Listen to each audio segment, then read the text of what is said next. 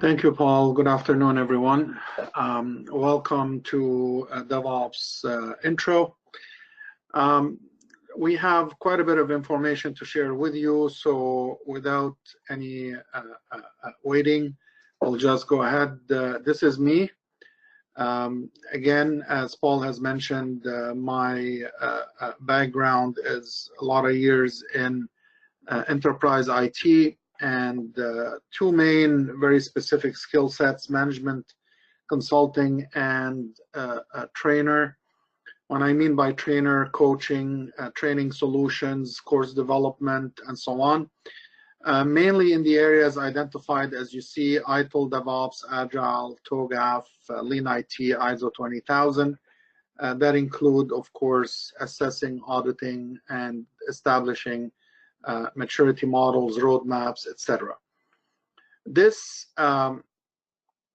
discussion is pretty much all around DevOps and what DevOps means, including some of the principles, the values, the benefits, some of the critical success factors associated with it, and towards the tail end of the discussion, we'll talk about certifications and what available certifications there will be.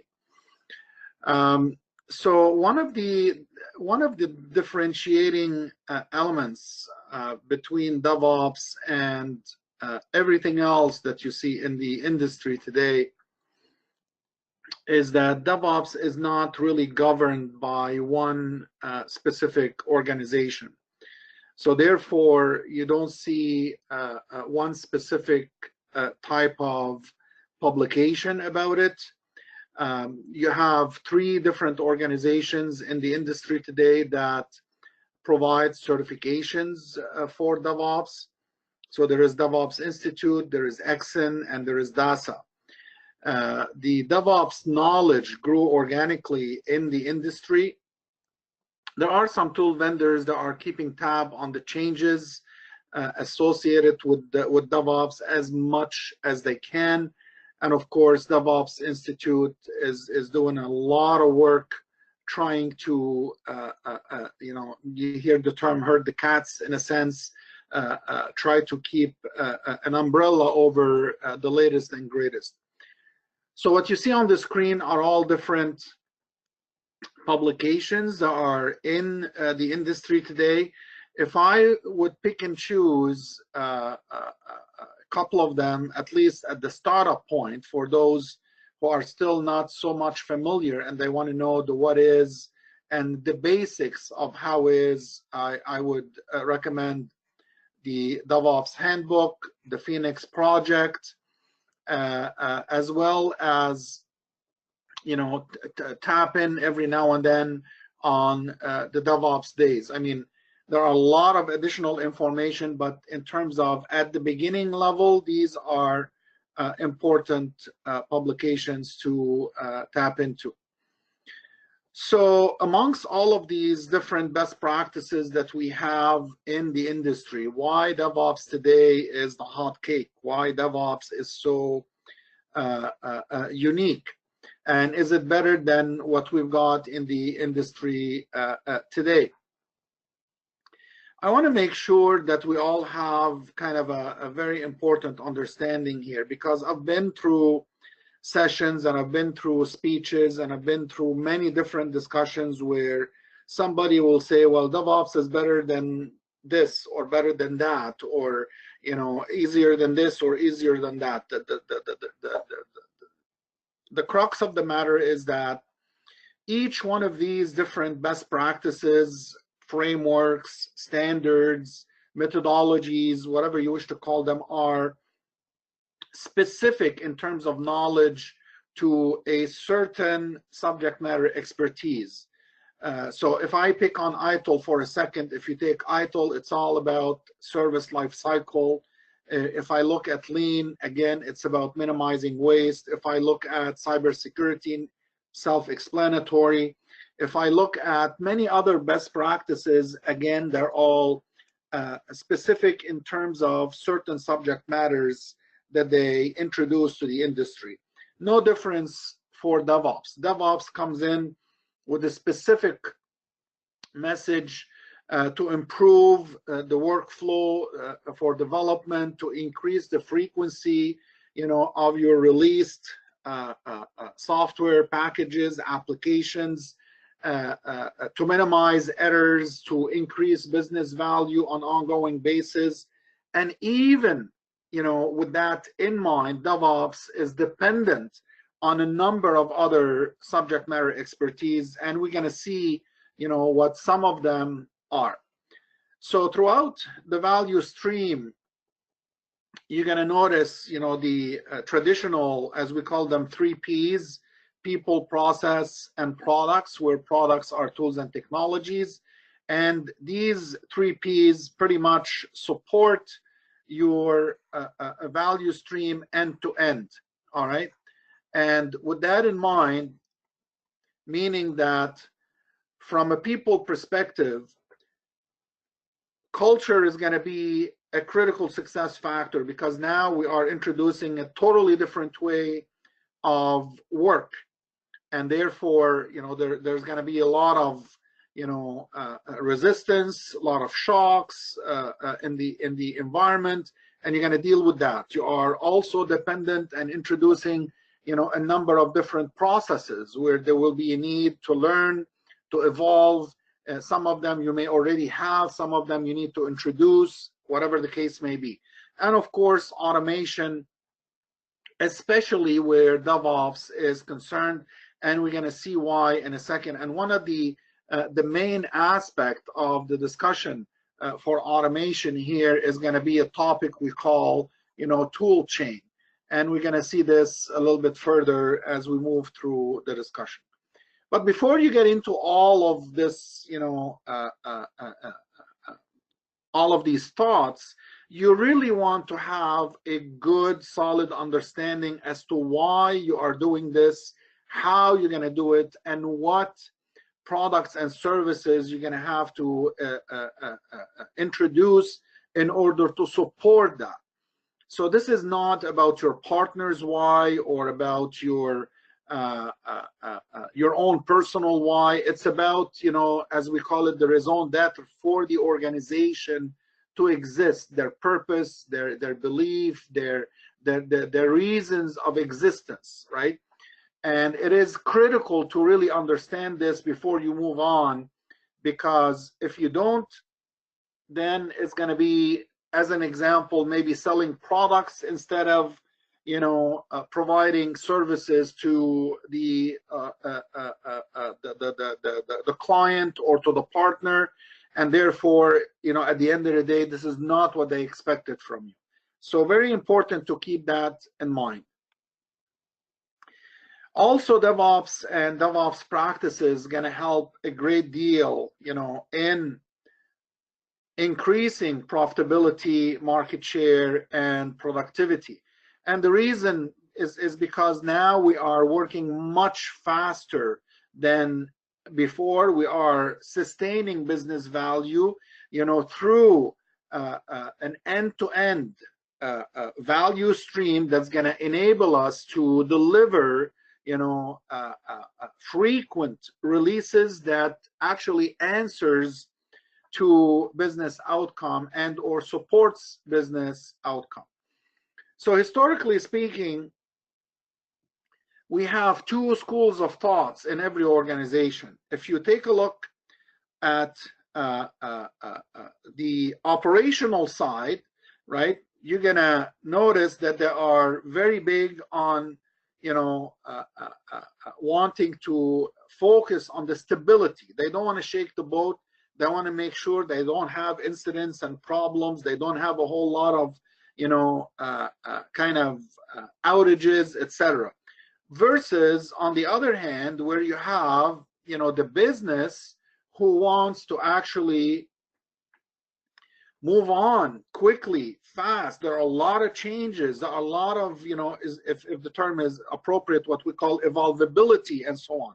So these two have to balance each other. Otherwise, you're going to end up with a conflict. And this is the traditional discussion between the development team versus the operation team, and to bring to the mix the business needs and the business requirements. So this constitutes a challenge, right, for IT in general.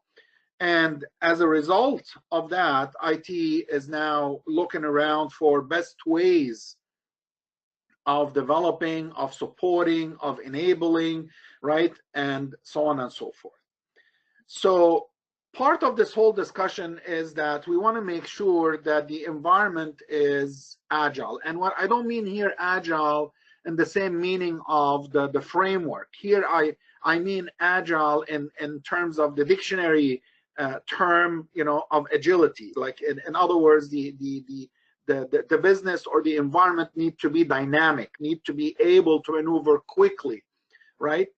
Break down your silos, improve your constraints, make sure that we have a good, solid understanding that is across the organization, right? As an example. So now, you know, this agility eventually going to need to be supported by an approach, right? And that approach is what we call, you know, DevOps. So by now, you probably are familiar where DevOps came from development and operation. As a matter of fact, that started as a hashtag, and it stuck. And eventually, you know, it grew to what it is today, trying to bridge the gap from a cultural, from a functional, from an end-to-end stream type of considerations. So we don't want to work, you know, in a development environment by itself. We don't want to work in an operational environment by itself. We want to bridge the gap between these two, enable them to work collectively together, and eventually to support and to enable the business so that we are all lined up, and all, or if a better term, all in alignment. Otherwise, as I mentioned, the business is always looking for speed, right? Where IT is looking for, you know, stability. And with that alone is not going to happen. You know, we need to be all in this, you know, in it together, in a sense. And DevOps will bring that to you. But before you get into the discussion about DevOps and you know, really what are we going to need to make it work, you have to take a step back and really have a good understanding as to what your environment is going to require, right? What is your framework? What is your capability from an IT perspective? And each one of these bubbles, let's call them for now, as I mentioned earlier, is going to bring you some specific knowledge.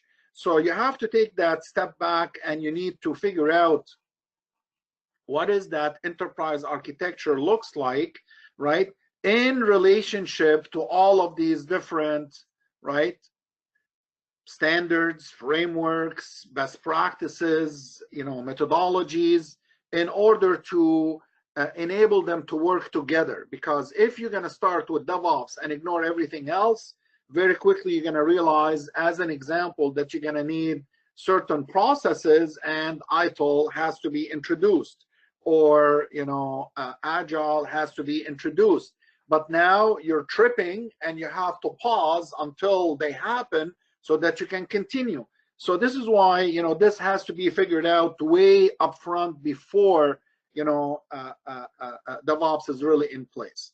This is part of the same discussion. You need to figure out security, governance, alignment with the business, some of the best practices that I mentioned about. In addition to all of this, you need to deal with the change impact, the change acceptance, without getting, you know, into all the details. You know, the Kubler-Ross curve will show you, you know, the traditional kind of impact. First, people are in shock, and then denial, they're frustrated, they're depressed, and not until after a while that they start actually buy into it and agreeing to it and eventually be part of the ongoing integration, right? So you need to be prepared for that as well. It's not going to click right away. So these are important, elements to think about upfront before you start, prepping to introduce DevOps, because you're going to introduce something that your organization is not ready for if you didn't consider these things. All right. So if we are looking at a in quote by the book definition of what is DevOps all about, it's really it's a movement, right, that focuses on the integration between software development and IT operation. At the same time, it's going to be supported by some level of automation for processes, right, that you're going to be working with. All right. So when you are introducing this, you are affecting and or impacting your culture and your environment, right? And you're going to affect them to change from potentially, existing methodologies and practices to where now we are doing things a little bit, different and much faster, more frequent, more reliable than we're used to doing before. So it's a great deal of change in the organization. Before you jump into the technology and to, what is deployment, what is continuous testing, what is all of these buzzwords, you need to make sure that you are ready from a business environment. So DevOps is not a separate team or only automation or one size fit all. DevOps is more beyond, much more beyond that, right? There will be a collection of best practices that DevOps is going to introduce in order to deliver that ongoing business value, and we're going to see in a second. So first and utmost, in terms of the goals, if I don't know the goals, then I don't know how to deal with it, right? So the goals of DevOps, right? Smaller, more frequent software releases, right? Less effort, less cost, a culture, right, where we all work together, we all dependent on each other, we all trust. This is a key word that you need to put into your DevOps dictionary, right? You need to have a proper rhythm. When we talk about consistency and speed, it's not just I'm fast the first 100 meters and then, I can't run anymore. You have to have the consistency throughout not only automation, but also throughout the practices that you are established, right, in your organization, of course. And, make sure that you are minimizing technical debts. So technical debts is where you're doing things incomplete and, it's not working for you, and you start adding up on situations where you have incidents and problems and so on and so forth, right? Then it piles up and it becomes an issue for you. Just 1 second. I noticed I believe there is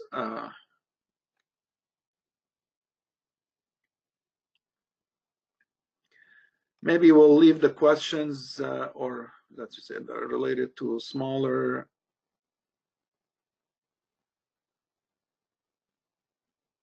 Okay.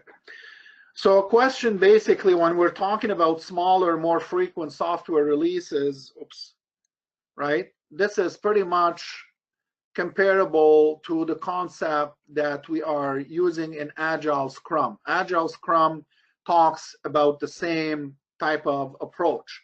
So they go hand in hand. Software, or rather software development or software releases, or the DevOps concept altogether, right, would follow the Agile Scrum approach in order to deliver, your shippable increment or shippable product or working application, whatever you want to call it.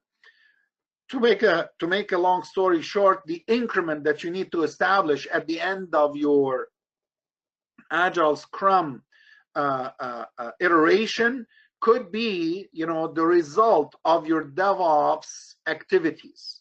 All right, so they kind of go hand in hand. Values associated with DevOps. As I mentioned a little bit earlier, there is a great deal of impact on the culture. Who we are, what we are, how do we work together, how do we communicate, do we trust each other or not? But then there is the automation, there is minimizing the waste, eliminating the waste, there is making sure that we have proper metrics and key performance indicators, and then sharing, right? Sharing and making sure that we work collectively together, right? And this is why we're saying that this is a cultural movement that involves human and technical interaction for better results. The stakeholders, needless to say, you have two major stakeholders, right? You have the developers and the operations team. Okay, and these two stakeholders need now to work together. There is no more I'm gonna come and throw it off, over the wall and let you worry about it, right? Type of thing. This is something that has to change in your environment. So it becomes much more effective as an end result. It's way beyond just, what you guys are doing versus what we're doing. Now we have to work together. That value stream has to be kind of seamless end to end. Also, there are, some principles, and this is the heart in terms of, if you want to call it the concept, if you wish, of DevOps. The concept of DevOps is what we call the three ways. The first way is to understand what our workflow is all about and make sure that it's open. So if my workflow, as an example, is something like this, right? I want to make sure that the pathway is always clear for a good flow from left to right. Yeah.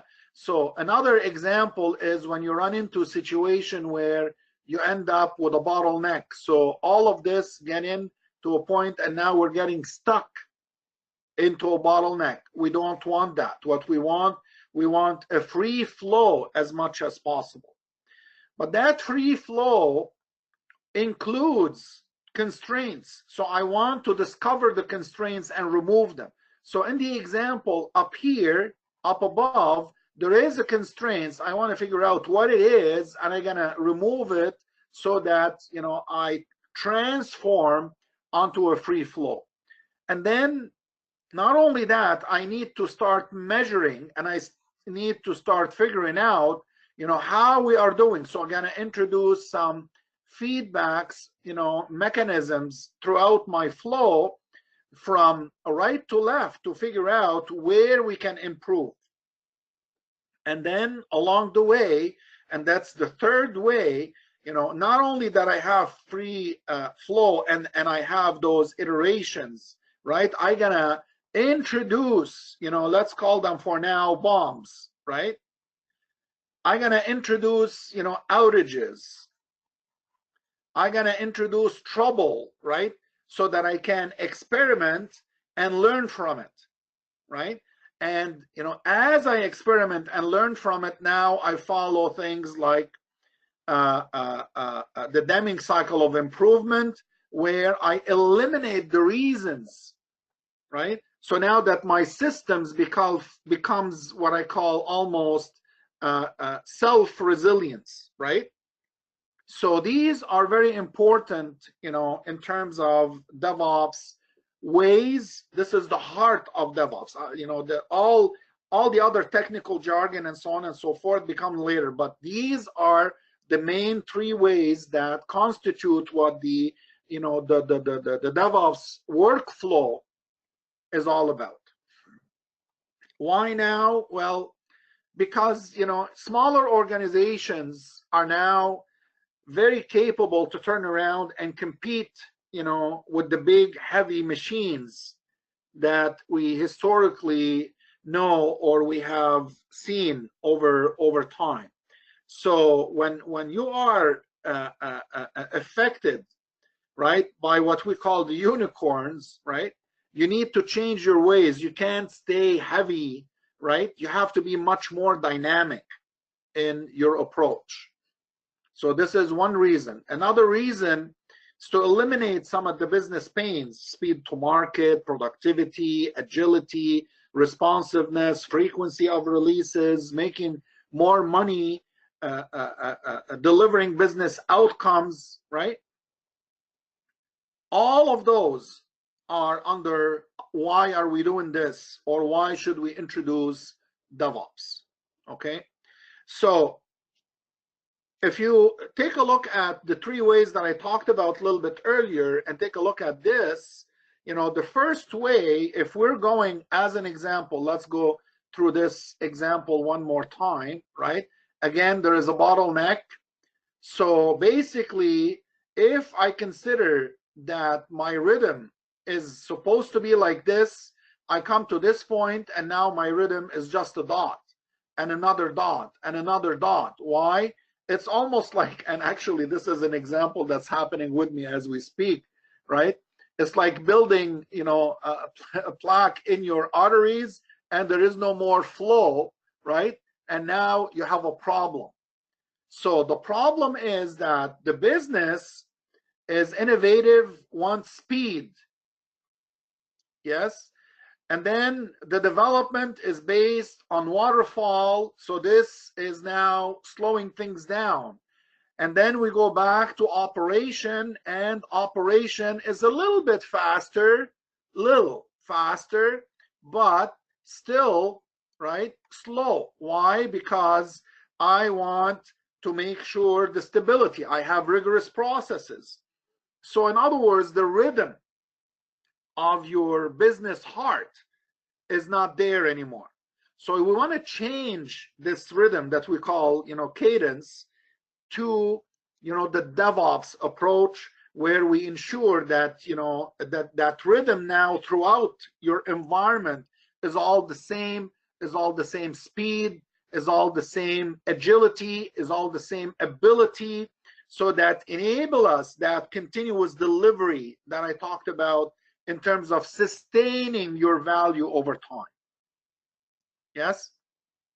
This is what DevOps is giving you if done right, right? So not only is giving you the proper cadence or rhythm, it also is going to give you the proper velocity. Somebody would say, what is the velocity? Velocity, in very simple terms, is what we call today team capacity.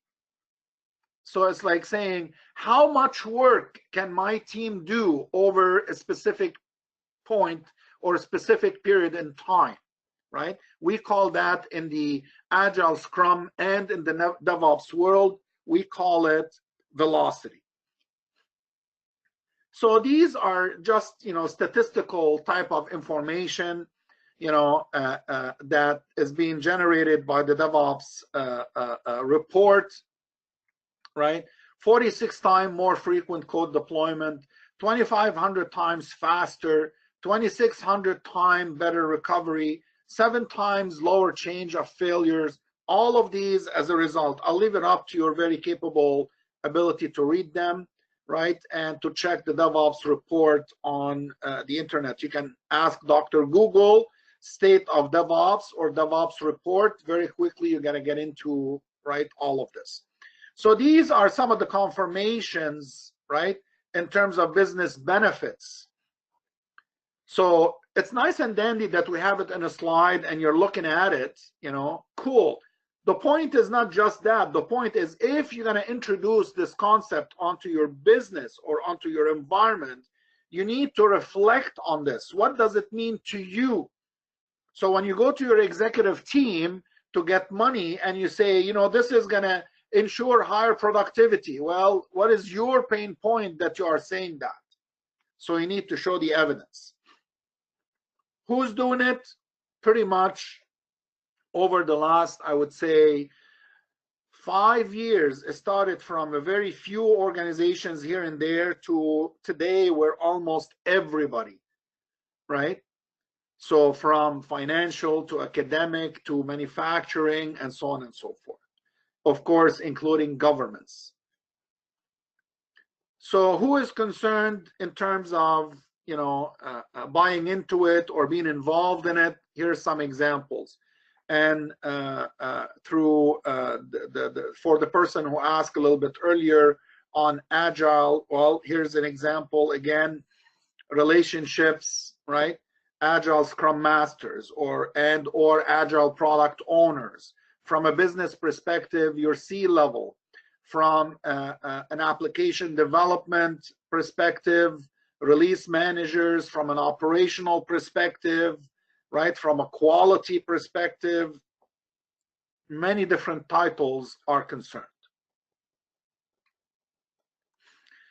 So some of the practices that we talk about in DevOps concept, as an example, you know, associated with continuous integration.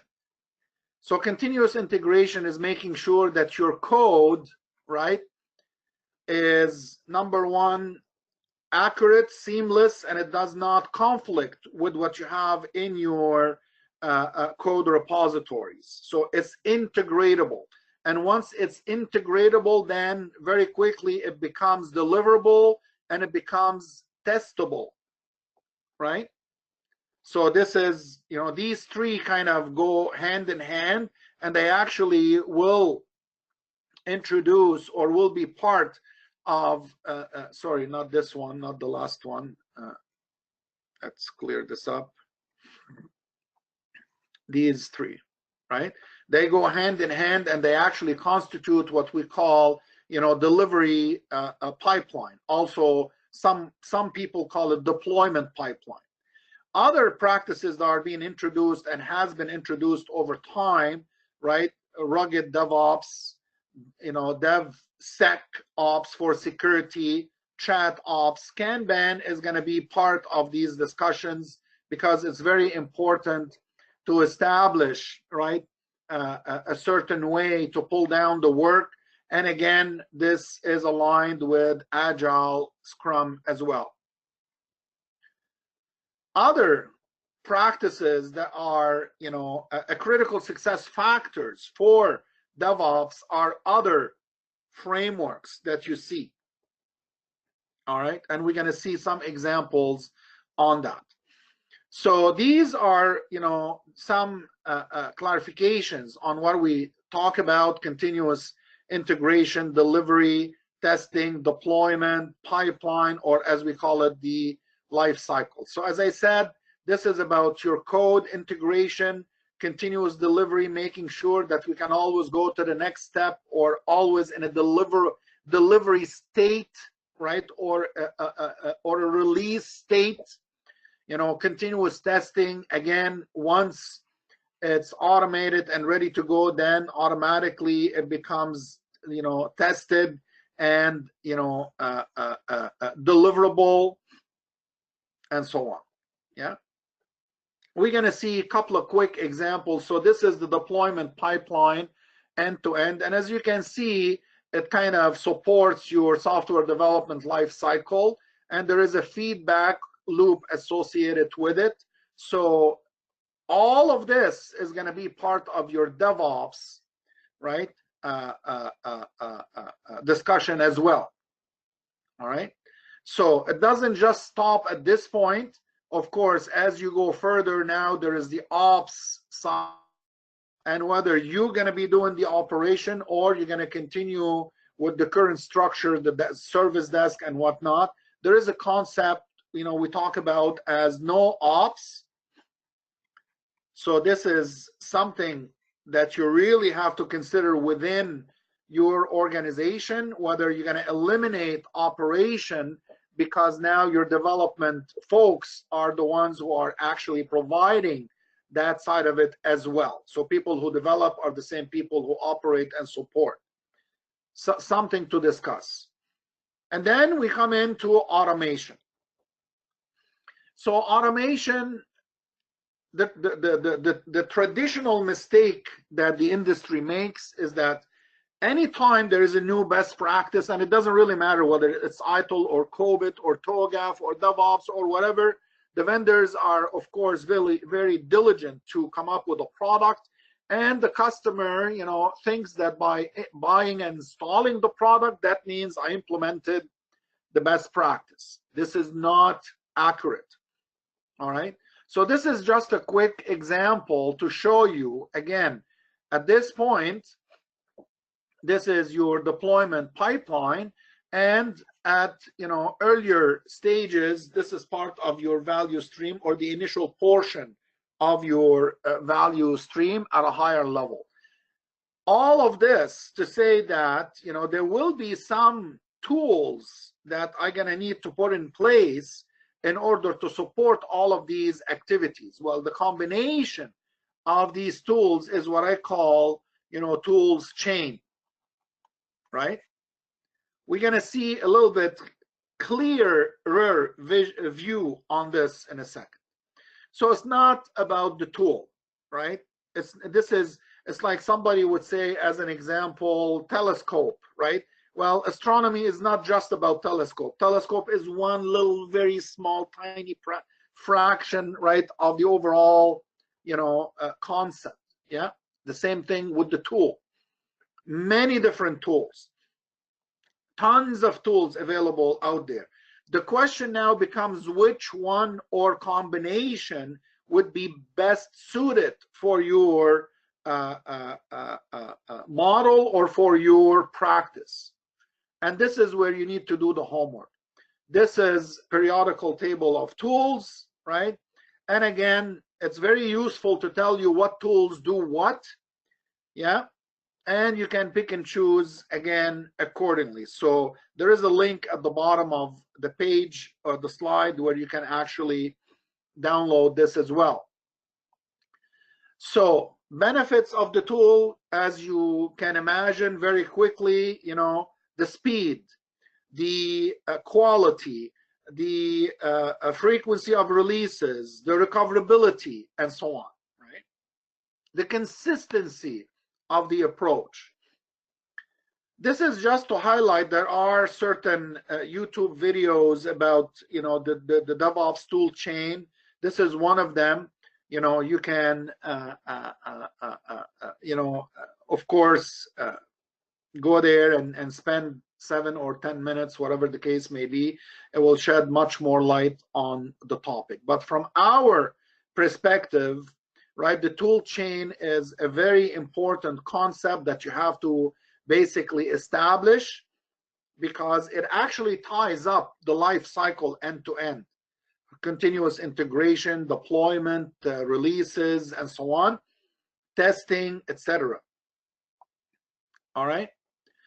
So here's a quick example. If I look at my deployment pipeline, right, and the question will pop up in terms of what tool should I use where, right? So this is not a recommendation. This is not a suggestion. This is just, to give you an idea that these tools can play in these different, areas of your end-to-end value stream. All right.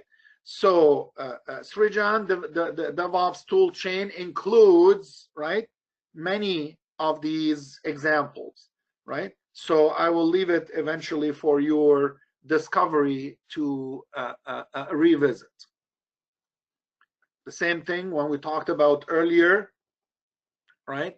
There are open sources, there are closed sources, there are numerous, some free, some would cost, etc.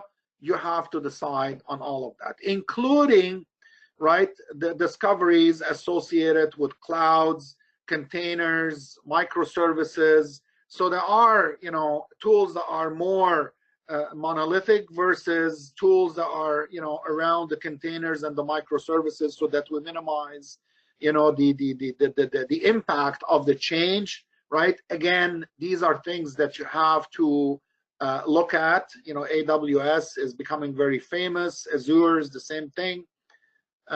Just to mention a couple, including, the data, artificial intelligence concepts. Data analytics, big data, the clouds, and so on and so forth. They are becoming more and more, right, dependent on the concepts associated, with DevOps and Agile and the cloud and so on. Certain terms, again, when we talk about these things, at a high level, are really straightforward, but in depth, then it becomes a different story. When we talk about microservices, it's actually software architecture, right? That, will help you componentize or modulize, right? So that, as I said, minimize your change impact. We have containers, the same kind of concept at a high level, right? Open source, self-explanatory, artifacts, any elements in your software development projects that could be, an image or a diagram or a matrix or whatever the case, right? So all of these terms are part of the discussions.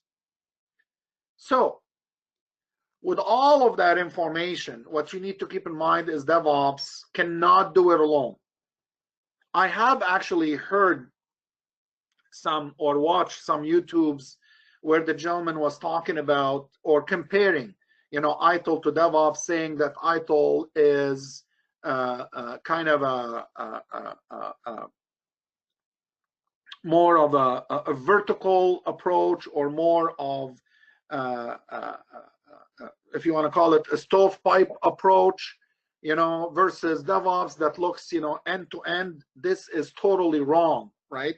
So my caution to you folks is, please make sure, what information you're capturing and whether this information is correct or not. So yes, DevOps, and we have actually some, here you go. Yes, DevOps goes end to end, but DevOps, this end to end example that we're talking about is not covering everything within a service life cycle. This is covering your application. This is covering your development and operation. This is not covering your strategy and your design and your architecture, etc., right?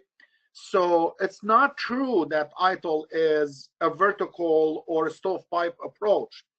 As a matter of fact, without ITIL, without Agile, DevOps will not work. So please make sure that you are, any videos or any knowledge that you capture, get it from a proper source so that you're not going through wrong information. This is all to say that DevOps is dependent, all right, on many other best practices, all right? We need to have a high-level architecture for all of this. We need to understand what is the DevOps reference architecture, what is the DevOps approach, right? And life cycle that we're gonna use and or follow. How dependent is it, right, on operational and or other processes? As an example, what about configuration management? We just talked a little while ago about code integration. So if you don't have configuration management, it's not going to happen, right? We talked about continuous testing. So if you're not going to have service transition, it's not going to happen. We talked about operation, right, versus the development team right here. And now you need to bridge these two together through DevOps. So it's like saying, right, just a high level example, it's like saying, development is here, operation is here, and this is how I'm going to marry them, right, throughout, the workflow that I established through all of these different practices. Yeah, so very important to actually see and understand the different dependencies. So this is a perfect example, right? We depend on Agile, we depend on IT service management and or ITIL, we depend on Lean IT, we depend on enterprise architecture that is going to have, the backdrop across all of those best practices, right? Discussion on the Agile Manifesto. So going back to answering the question, how do they relate? Well, just a quick example when we're talking, about processes and tools. So if the process is going to cause a bottleneck, well, here's what Agile is telling us. We value the process, right? However, we value individual and interaction more than the process. In other words, yeah, I want to have the process, but I don't want it to be a bottleneck. Just to mention an example. We talk about Scrum.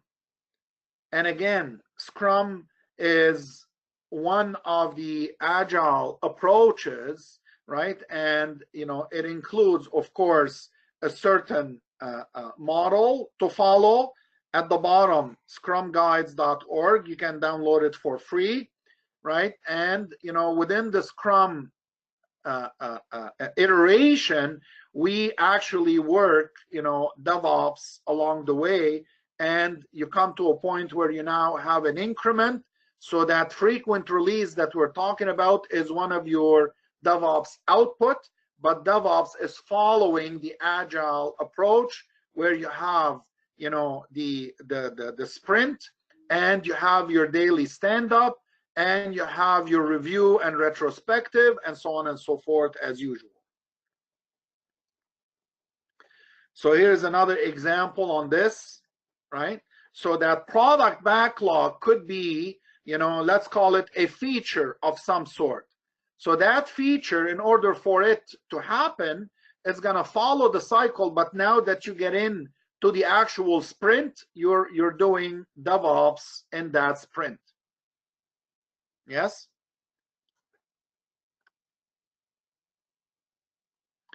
And then, of course, there is, you know, the scaled Agile framework where we're going beyond just one project. This is where we start talking about epic, right? Projects or epic, if you want to call them products, right? Requests, whatever the case may be, right? This is happening at an enterprise scale. So if you are familiar with Scrum, this is where we're talking about Scrum, off Scrum, etc., right? And here's a high-level example of all of this, right?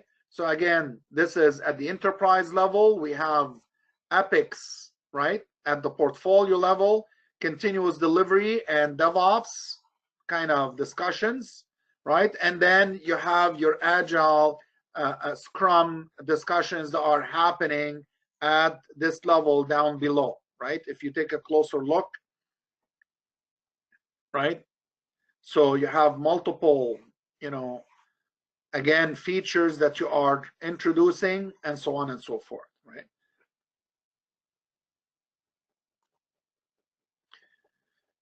So again, from a DevOps perspective, you have to make sure that we're looking at this end to end. We have to make sure that you have the appropriate skills in place so that you can basically deliver a good, meaningful, you know, a result and a practice at the end of the day. So there are skills associated with business knowledge, with technology, with soft skills, management skills, to mention a few. Roles, you know, again, examples, right? So that these things are not carved in stone, by the way. Different organizations may have different titles, but, you know, a high level kind of introduction from what's in the industry, right? And this is also a link that you can see that will give you some additional roles on that. One very important discussion is the leadership role. And this is not about dictating. This is about supporting. This is about enabling. This is about coaching. This is about, you know, removing obstacles, right? So this individual going to have, you know, what we call a collection, right, of skill sets that can support the team, right? So this is not a junior individual, right? They have the vision, they have intellectual capability, inspirational, you know, ability, and so on.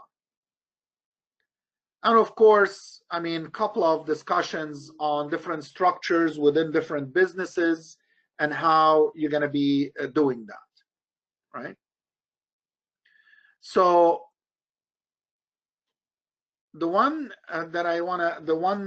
piece that I want to talk about, again, communication is very important, but one high level discussion that I want to wrap up with to leave a few minutes if you have any questions is the certifications that is available, right, in the industry, right?